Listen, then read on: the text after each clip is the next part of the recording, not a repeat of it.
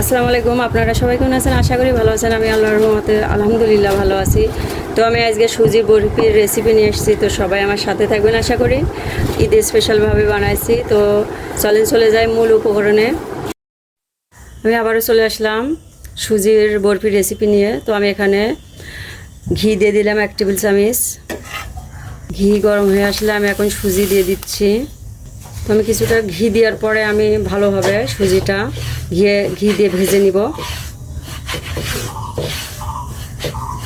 আমি এখানে 1/2 চামচ সাদা এলাচের গুঁড়া দিয়ে দিচ্ছি।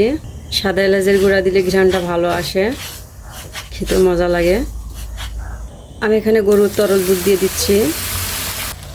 গরুর তরল দুধ দিয়ে আমি ভালোভাবে সুজির সাথে মিশিয়ে নিচ্ছি। এখানে আর একটু লাগবে দুধ। তো দুধ দিয়ে আমি ভালোভাবে সুজির সাথে মিশিয়ে নিচ্ছি। তো পরে আমি আর একটু দুধ দিয়েছি, দিয়ে ভালোভাবে সুজির সাথে মিশিয়ে নিচ্ছি। আমি এখানে টেস্ট অনুযায়ী সুজি দিয়ে দিচ্ছি, আপনারা কম বেশ করে দিতে পারেন। সুজি দিয়ে আমি আবার ভালোভাবে মিশিয়ে নিচ্ছি। তো সুজিটা একটু দলাত পেকে গেছে, আস্তে আস্তে ঠিক হয়ে যাবে ইনশাল্লাহ। তো আমি অফ ক্যামেরায় ভালোভাবে সুজিটা নেড়ে ছেড়ে সুন্দরভাবে সব কিছু একসাথে মিশিয়ে নিচ্ছি। আমি এখানে 1 টেবিল চামচ গুঁড়া দুধ দিয়ে দিচ্ছি। গুঁড়া দুধটা দিয়ে আমি ভালোভাবে আবারও সুজির বরফির সাথে মিশিয়ে নিচ্ছি।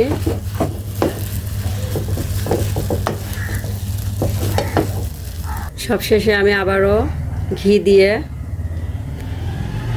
ভেজে নিব, হালকা একটু মিশিয়ে এখনই নামাই নিব।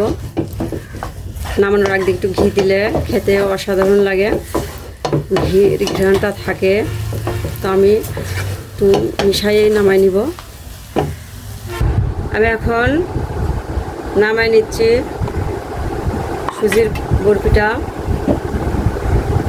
এখন হাত দিয়ে চেপে চেপে সাইজ করে নিব। তো আমি সুজিটা চেপে চেপে সাইজ করে নিচ্ছি। এখন আমি কেটে নিচ্ছি।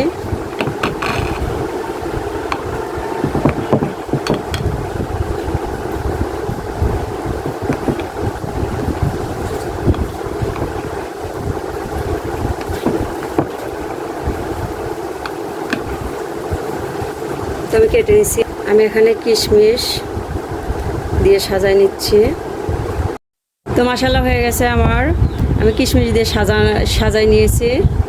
তো আমার ভিডিওটা যদি কোথাও একটু ভালো লেগে থাকে অবশ্যই লাইক কমেন্ট শেয়ার করে দিবেন। আর